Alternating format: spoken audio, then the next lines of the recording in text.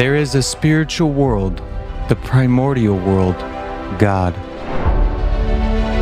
And there are those who are in Him, who are in His circle of life. Since ancient times, this truth has been designated by the sign of a circle with a dot inside. The three roads are our prophets, messengers of the spiritual world. These were supposed to be wide roads that would unite us around God.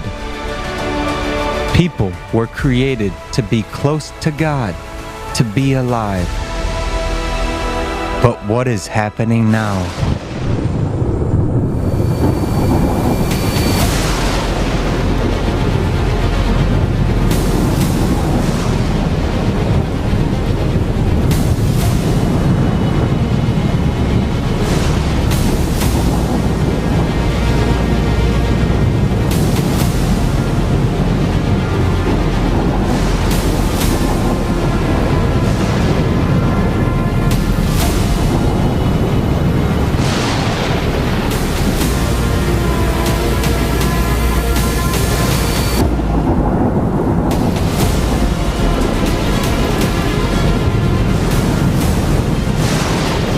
These roads have turned into withered bushes under which the whole humanity is scattered. And there is no one around God. We are at the tips of these brooms. We are scattered. We are like soap bubbles. We do not live. We are not near God because we serve the dead. But if God wanted us not to be with Him, but under withered bushes, He would have created us as rubbish. God gave us a soul because He wanted us to be near Him.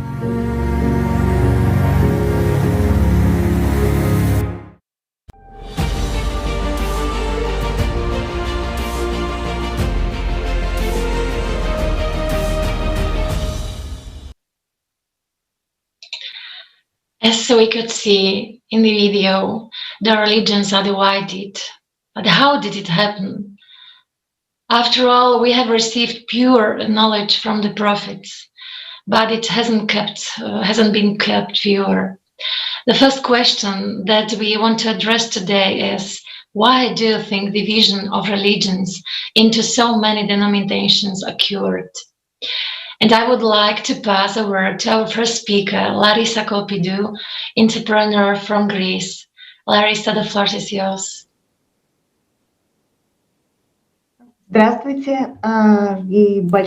Hello, dear friends, and thank you so much for giving me this opportunity to participate in this wonderful event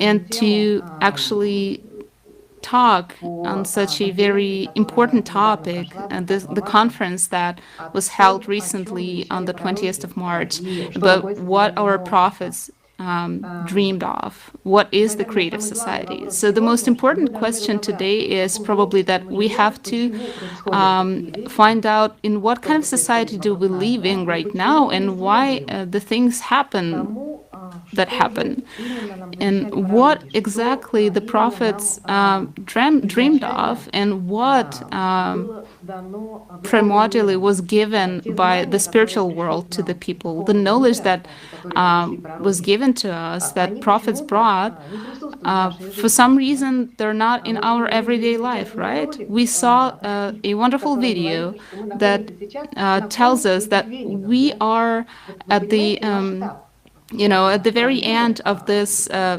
withered bushes, and you see the scale of this problem. We as the society, as the humanity, we were supposed to follow the spiritual knowledge. We were supposed to live in peace, in love, in respect, with no borders, without violence. And what do we see right now in our everyday life?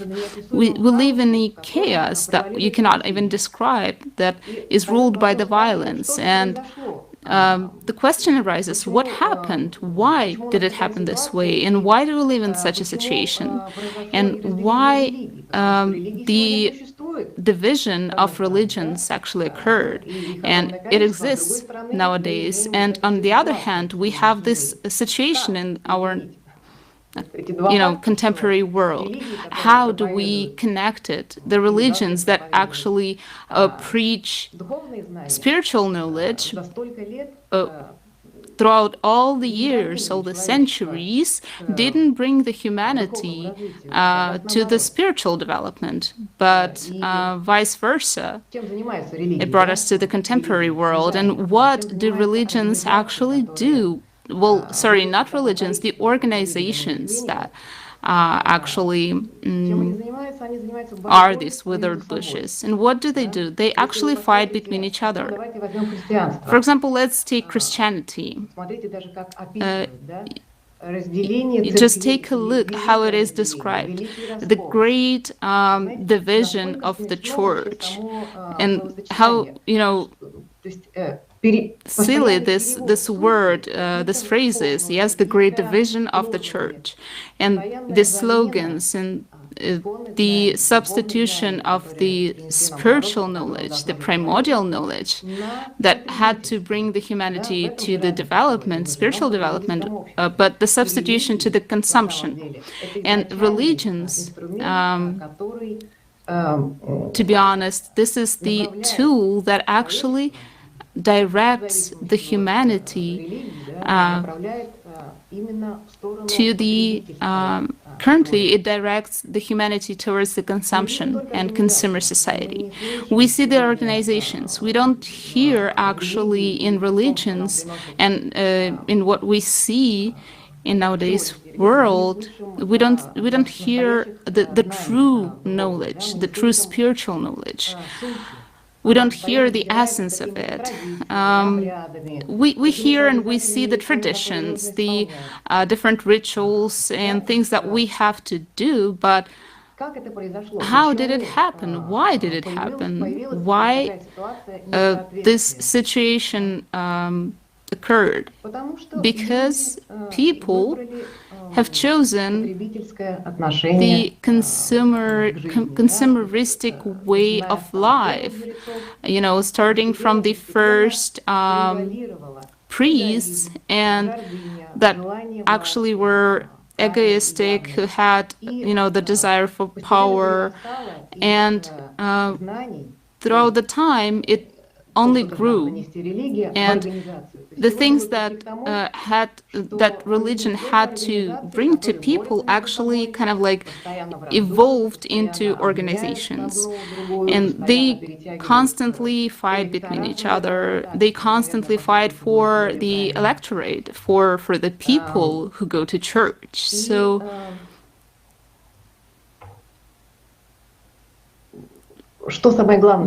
what the most important today is that we have to actually become conscious. We have to understand. We have to understand the situation that is around us, and we have to take a look at where do we live in right now, and that the religious organizations, it's not the same as the spiritual knowledge, so that people could finally start to be conscious and actually choose the right way, the way to the spiritual essence. And this substitution of religious organizations, it's actually kind of like misleads people. People go to church actually in search for God, but they find a substitution there.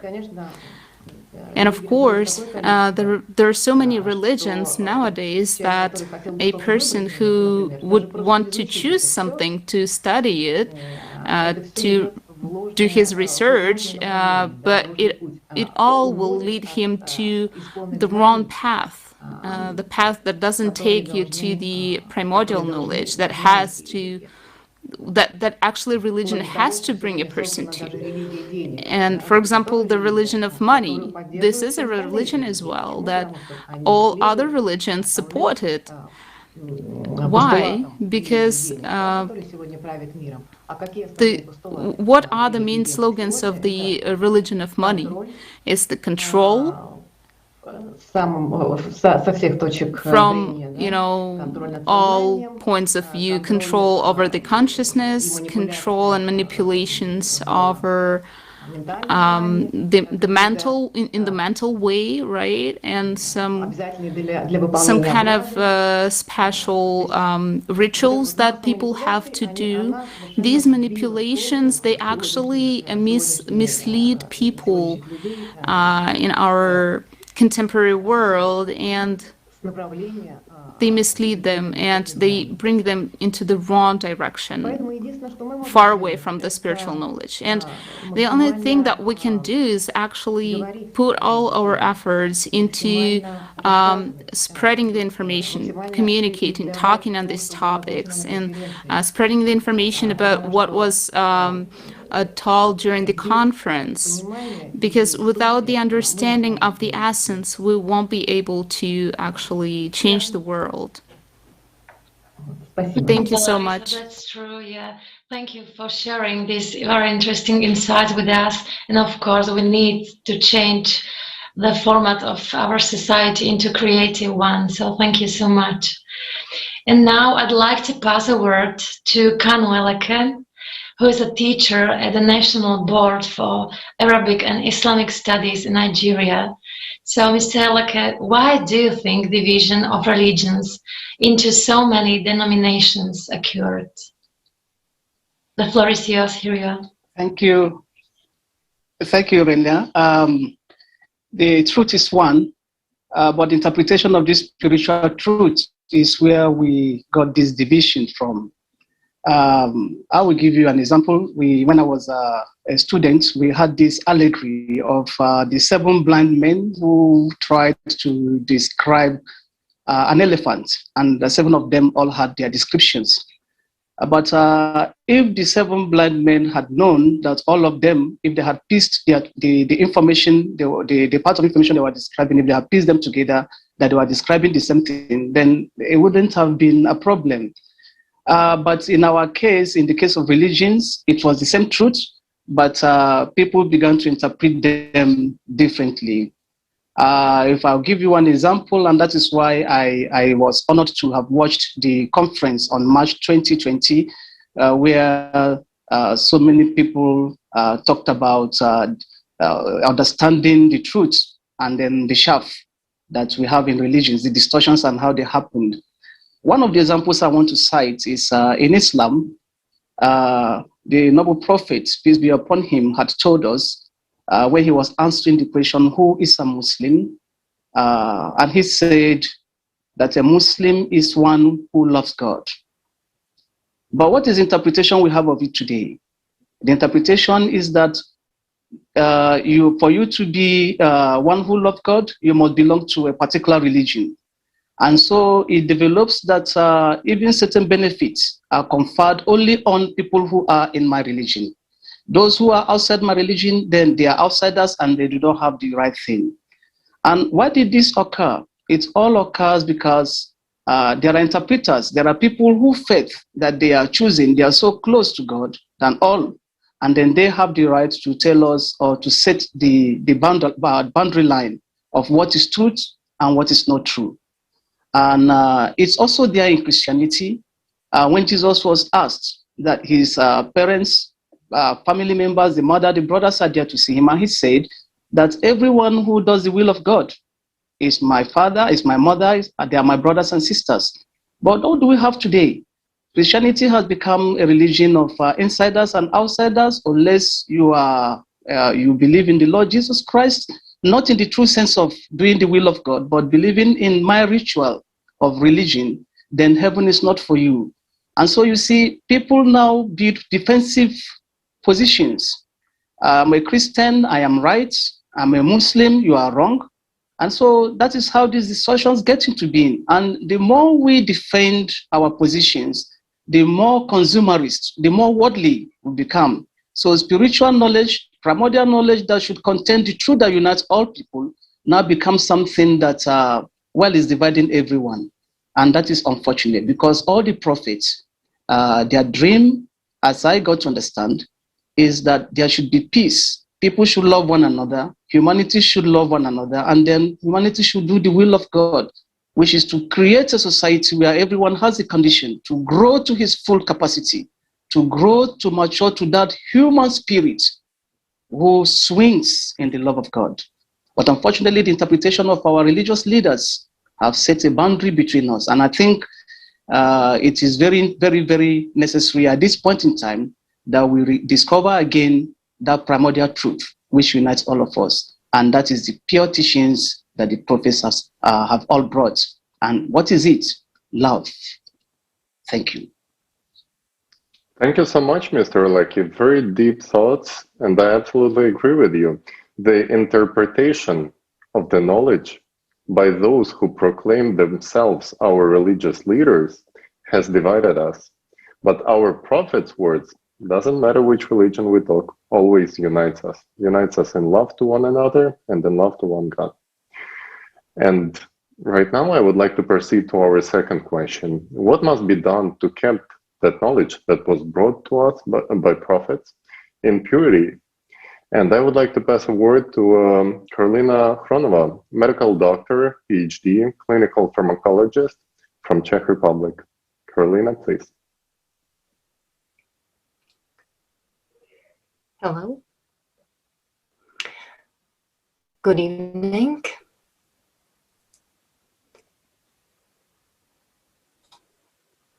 Hello. Good evening, Karolina. We can hear you well. Please go ahead. Okay.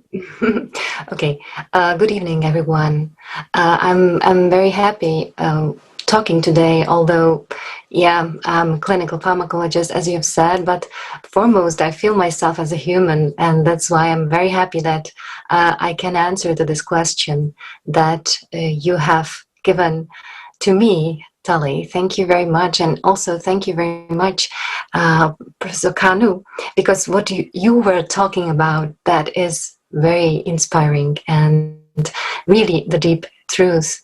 And I love this question very much, how to keep the knowledge brought by the prophets in purity.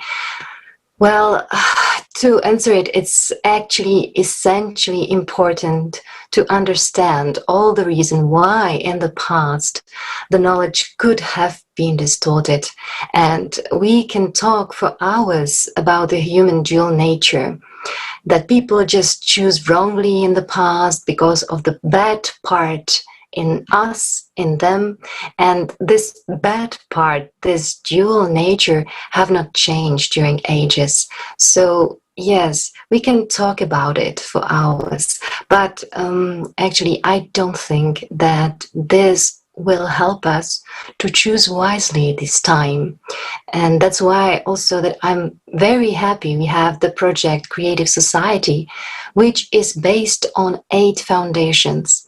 And I feel and I see that these 8 foundations are just geniusly designed. They're actually designed for us to make the tool to help us protect the knowledge that was brought to us. Look, especially the 8th foundation, which is talking about self-government. Let me quote it a little bit, maybe just a little part of it. As the self-governing society, well, the concept of power in the creative society is absent, since the responsibility for society as a whole, its development, living conditions, and harmonious format lies with each human. Well, although we talk about self-government here, I feel that it is also the answer to this very question.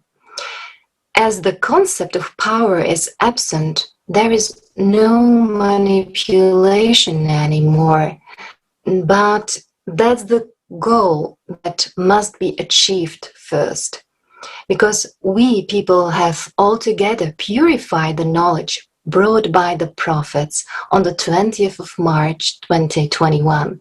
And it is really wonderful, and I'm very happy that I'm living in this period. And it's our greatest responsibility to keep the knowledge clean. We people must create the conditions of creative society format, where these 8 foundations, all of them, will be implemented and strictly protected. If you look at them, you see clearly that if you violate any of them, first value of life, safety, freedom of choice, etc., you actually violate the knowledge brought by the prophets. And on the contrary, desirably, if you follow them, you live according to the knowledge of the prophets. You respect them and you protect them. You live in accordance with these knowledge. You live the same as the prophets dreamed of. So the implementation of these principles, enactment of them is the basis. And that is the way for us that I see, the only one actually. Thank you very much. Thank you so much, Carolina. I absolutely agree with you. And the 8th foundation is my personal favorite one because it's a request to give people the right, first of all, to recall the politicians who are not delivering on their promises and not to wait 4 or 5 years to do so, but do it right away when we see that they not actually complying with what they promised. And yes, we also all have seen Larissa's speech at the conference, and for those who didn't, I'm going to remind you that she was trying to make an interview with church representatives in Greece on the topic of the conference, which is what the prophets dreamed of. But let me ask Larissa to share her personal experience with them, with us. Larissa, please go ahead.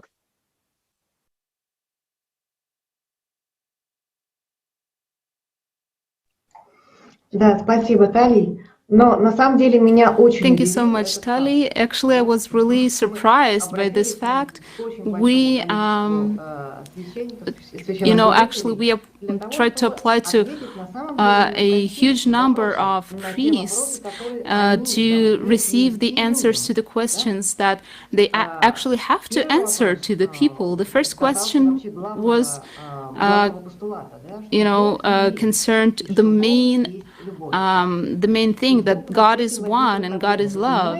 And you understand the scale of the problem, the scale of the situation. Taking this bright example, we can see how the organizations are divided, and that the spiritual knowledge and the religious organization, these are different things for sure. And for example, in 2020, the main priest in Greece, he said that Islam is the political party, these are the people of expansion, and these are the people of war. And representatives of Islam said that, no, you're wrong, and here you go, the political conquer started. And you can see that there's nothing that religion actually has to bring to the people. They are far away from the concept that God is one and God is love. We asked simple questions. Why the spiritual development is not, and the spirituality is not in the first place in the society? This is a simple question, right? But on the other hand, it is pretty complicated, especially for the people, representatives of the religious organizations, because for them, religion exists so many centuries, but there is no result, right? And they don't have the right answer to this question. So basically, we encounter a really surprising and shocking situation. of substitution. We asked, but as per the words of Jesus Christ, what the society should look like. And they say, well, we try our best, but you need to do it the way we tell you. So everything that is about the consumption is about a consumer society. This is what they actually tell you. There are some seeds, there are some grains of true knowledge, but there are so little of them.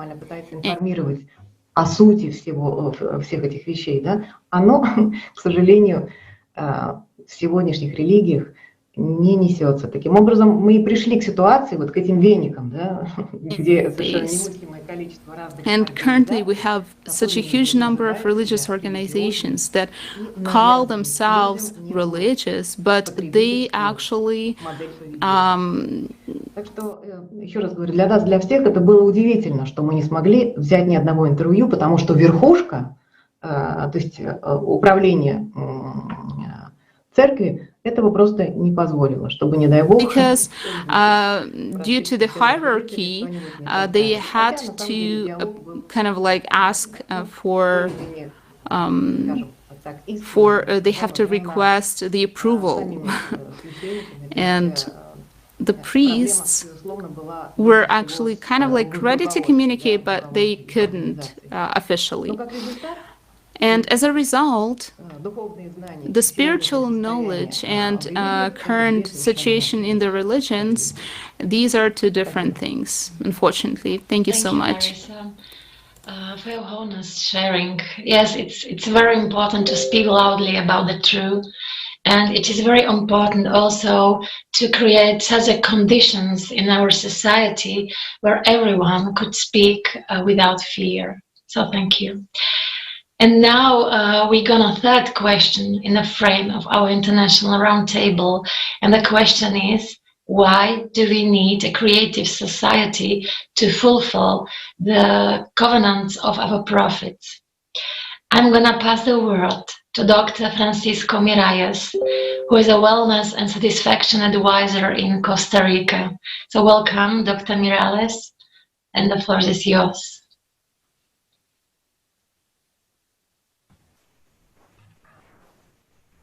Dr. Miralles. Gracias. Una felicitación a los participantes que me han antecedido. Thank you so much, and I'd like to greet all the participants of the round table. This is a fundamental, actually, what we're talking about. The conference that was held on the 20th of March, we actually found out that the modern science lied to us, and we actually saw the essence of the primordial texts, and we saw what the prophets told us. And we saw that the religious representative said that it's a myth, but it's not true. And during the first 4 hours of the conference on the 20th of March, it was told a lot about religions, about, answering the question. And on the second part, we were talking about the end times. And I'd like to start my speech with this. I'd like to say that the foundations of the creative society and everything that our prophets actually kind of like conveyed to us, Jesus and Prophet Muhammad, peace may be upon him, they are pretty much everything that they told us. It's pretty much the same. Each foundation actually is correlated with everything that the prophets told us and left us. And we cannot actually build a creative society without implementing the foundations. And these foundations of the creative society, they talk about the life, about the freedom, and about safety, about the fact that the information has to be transparent and accessible to all, about the development of personality, about equality and justice. These are the foundations for each one of us, for all people who want to live in the creative society. And we have to actually keep it respected by each one of us. And we have to respect each other, actually. And this is actually one of the main foundations. These are the words of the prophets that they told us, and Buddha, and Prophet Muhammad, and Jesus Christ, and the eighth foundation of the creative society, what Carolina was talking about, the self-governing society. This is what we actually have to implement and all together, so that at the same time, all of us can take a decision, make a decision. And this way, it would allow us to develop simultaneously together.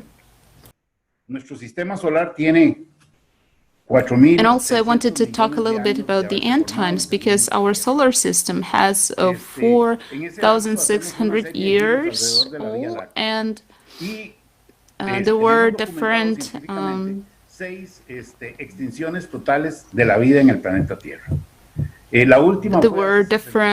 disasters. I would say about 6 disasters, during which we could see different things that when we were like on the verge. And currently we are in the same place. I would say that we are kind of like on the verge, and we can be vanished from the earth. And 12,000 years ago happened pretty much the same moment, and it can be repeated. You know, the world flood, and we saw this in the history, and we are right now very close to this moment. And we need to think about that the new cycle that we enter, it happens already now, and it happens every 24,000 years. But in our hands right now, we have the strongest actually weapon and tool, the creative society, that will help us to actually overcome these difficulties. And we understand that we need to see a result, a bright result. We need to see the people who are actively building the creative society. If we take a look at the news, right, we see that a lot of disasters happen, and we need to actually implement the 8 foundations, and we need to search for different technologies that will help us to overcome everything that is going to happen. And I am a specialist of this field, and I understand that we have to do it, and we have the great tools for that. We're in a crisis, as economical crisis, as climate crisis, and to solve all these crises, we need unity of all people on Earth. Only united we can evolve to the next level. And I would like to pass the word to Katarina Mikitova, director at Sky4U from Slovakia. So, Katarina, what do you think? Why do we need the creative society to fulfill the covenants of the prophets? The floor is yours. Ďakujem veľmi pekne. Thank you very much. Thank you very much, Tylee, and also all the speakers in today's roundtable. I need to say that these roundtables are great because every time they provide a deeper understanding to myself as well. Thank you also very much for the conference and the message that maybe we're not even able to see yet in today's world, but its power grows every day with the number of people who join the creative society. I've already shared this understanding of mine at the roundtable in Czech Republic and Slovakia, but I would like to share it with you as well. I was raised as a Christian with all the sacraments that go with it. I remember as a child when the priest or in the Christianity lessons used to tell us that only Christianity was the right religion, and only through the way of Christianity one can get to God. And I exactly remember my thoughts and that childish naivety when I was thinking for myself, why are then these people in Islam, Buddhism, Hinduism, if it's the wrong way? Nobody told it to them. And how blessed and happy and at the same time proud I felt for that fortunate that I was in the right herd from my birth. Of course, later in my adulthood I understand this lie, but perhaps many people still believe that only their faith is the true one. And that's why I invite everyone to watch the conference Creative Society, What the Prophets Dreamed of, where one will understand that all the prophets spoke of the same thing, the unity of all mankind. Having said that, I will certainly not abandon my Christian upbringing now. I thank the speakers and all that was said, that the words of the prophets of Jesus were again revealed in purity, without power interest, without the manipulation of the organizations. And I even more strongly now believe the message of Jesus. I believe in God. And it was great to feel that this truth was also spoken by people directly serving in the various religions. But let's have a look at how we do live now. A consumer society is governed by a slogan, I to you, or I for you, you for me. An eye for an eye, tooth for a tooth. In my world, everything is fine, but I don't care for the rest. There were also signs of the end times at the conference mentioned, as already mentioned before my speech. And we are living in these times according to what we see. We are standing on the crossroads. We understand that the consumer society is a dead end, offers no future. The creative society, on the other hand, if we look at the 8 foundations, offers a decent life for every human being. If we look at these outlines in more detail, we find out that the prophet spoke about what we also heard at the conference. The first foundation speaks of human life, that nothing in the world is more precious than a human life. And the adoption of the first foundation will ensure a peaceful society. Jesus said, love your neighbor as yourself. And is it okay, or does a sane person hurt himself? The words of Sheikh Haji Rahula, Imam from Afghanistan, who said that killing a man is a greater sin than demolishing a Mecca, taught me very much. The Hindus have spoken of Krishna's legacy, that the greatest legacy is to employ oneself in the service of God. Our prophets are unite. They were in the service to one God. So if we believe any prophet, we believe all the prophets at the same time. The prophets are united in moral principles, in humanity, so that they bring an example of living for people outside of religions as well. Just like the creative society. The creative society is for every person, whether he wants to live by a message of the prophets or morality. But we can only build the creative society if we unite. And I liked very much the answer of one Russian astronaut that was published on ALLATRA TV. As the distance, as they asked him who is his family, and he answered, as the distance from home grows, we perceive home in greater dimensions. We start from the family, then the street where we live, then the city, then the region where we live, the state, then, for example, the continent, and then astronaut comes who's gone into the space. They ask me where his home is. He's looking at the planet from above and says, the whole planet Earth is my home. So sometimes it might be helpful to have this view of the astronaut to see and feel the unity of all of us. And I would like to finish my speech with the words of Jesus. You know the truth, and it will set you free. For me, this truth was spoken at the conference Creative Society, what the prophets have dreamed of. And its acceptance brought hope to me for a better future for us and our children. Thank you very much. Thank you, Katerina. That's great, yes.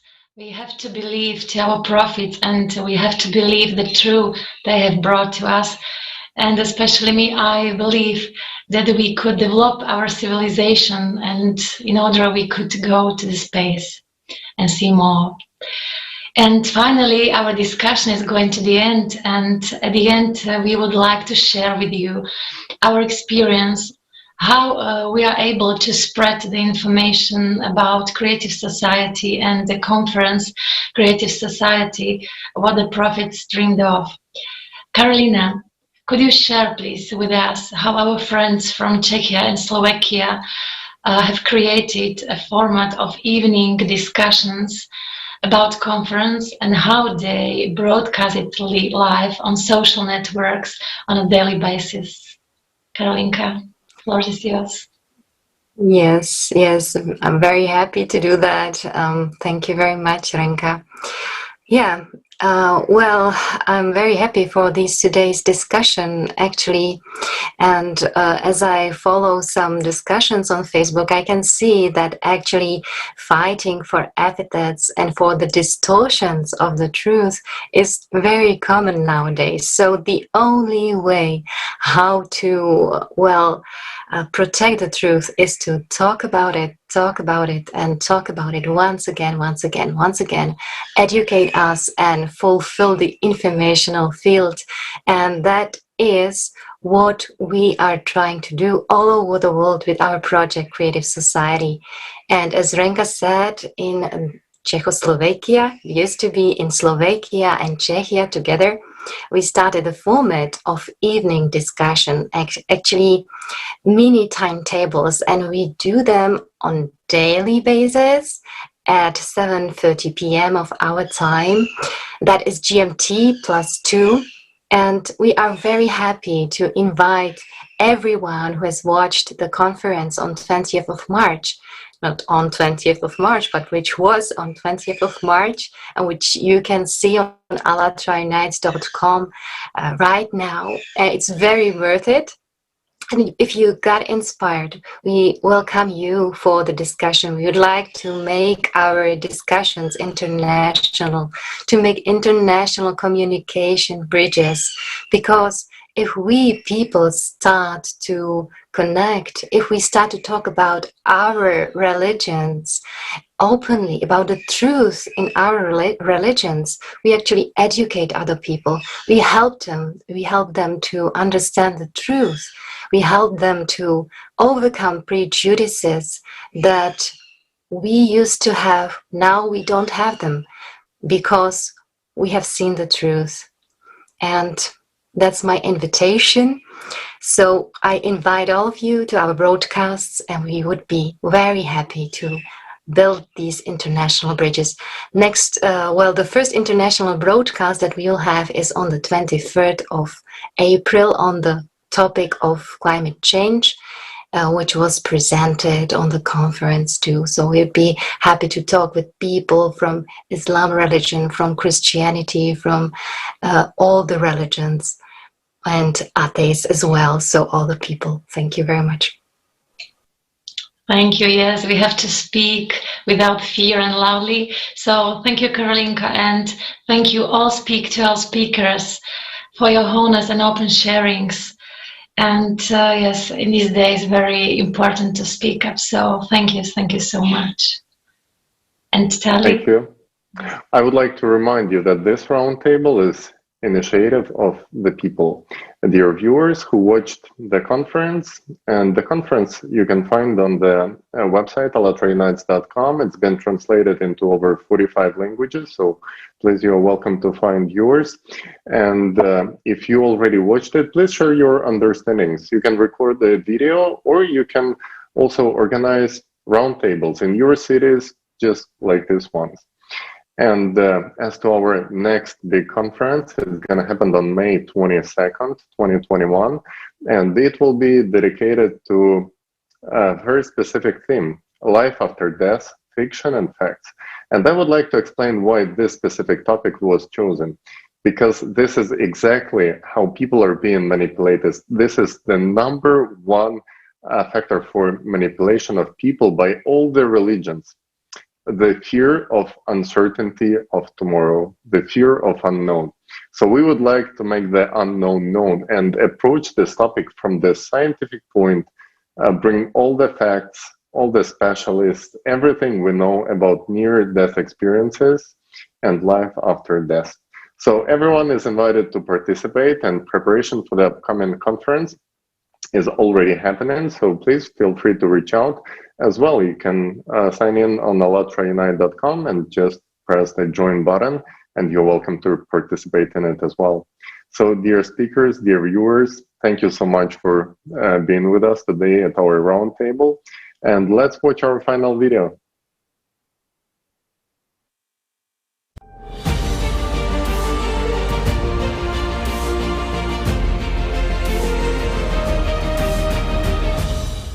All the prophets brought people the knowledge and how to live as a human, how to build a society worthy of a person. Where the life of the person, the importance of which the Prophet Muhammad spoke about, is in the first place. This is also true in the mind of Jesus Christ.